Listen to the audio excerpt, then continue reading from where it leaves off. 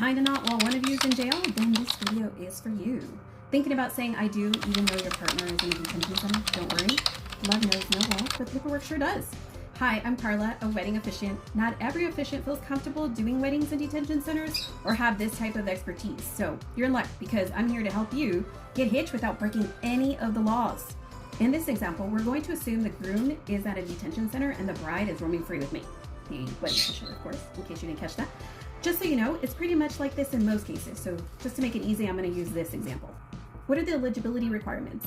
Number 1, you both must be 18 years of age or older. Number 2, both must be single. Yes, I have to mention this because sometimes I've had couples tell me, I'm not sure if I'm married.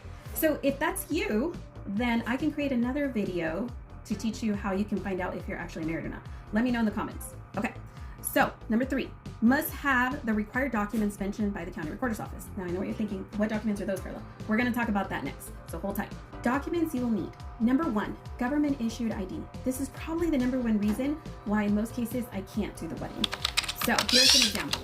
Driver's license, passport, military ID, or resident alien card. If he's been detained before and has a detention center ID, in most cases I can make it work if it complements it with an original birth certificate. That means it's not a photocopy, guys. Okay, but I will tell you that this is not a guarantee. This is most cases. All right, so number 2, Affidavit of Inability to Appear. This notarized form allows the incarcerated person to marry without being physically present. So why do we need this form? It's because me, the officiant, I need consent from the groom in order to represent him and obtain the marriage license on his behalf. So I can't do this without him. And in order to do that, I need an affidavit that is notarized.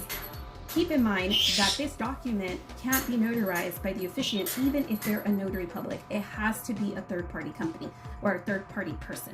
So this is where you can also save a little bit of money. So if you have like a friend or family that is a notary and wants to do this for you, it typically doesn't cost that much money, but if you wanted to save a little, this is one way of how you can save some cash.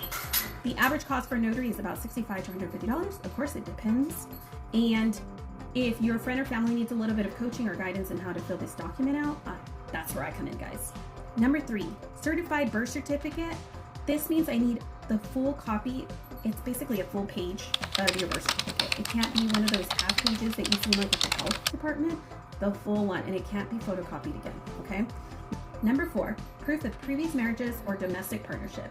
If either of you has been married before, you must show the final divorce or dissolution. Doesn't matter how long ago, love is eternal, but paperwork isn't. Number 5, proof of incarceration must be issued by the county. The free online form, it's cute, but it's not gonna be accepted. Number 6, complete marriage license application. You want to fill out every line, front and back, signatures included. Yes, it's basically a love test on paper. The online application will not help because the groom needs to sign it before our appointment at the county recorders.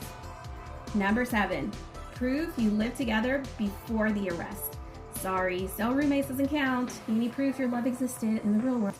Why is this an issue? The state of California has 2 types of marriage licenses, a public and a confidential. Public licenses require 1 witness to be present, and a confidential does not require any witnesses to be present. The detention center will not allow guests or any of their deputies to sign as a witness, so that leaves us with the limited option of just buying the confidential license. These are the general rules. If you have any questions regarding jail weddings, please leave me a love note on the comments. Otherwise, see you at the altar. Well, in this case, we'll see you at the detention center.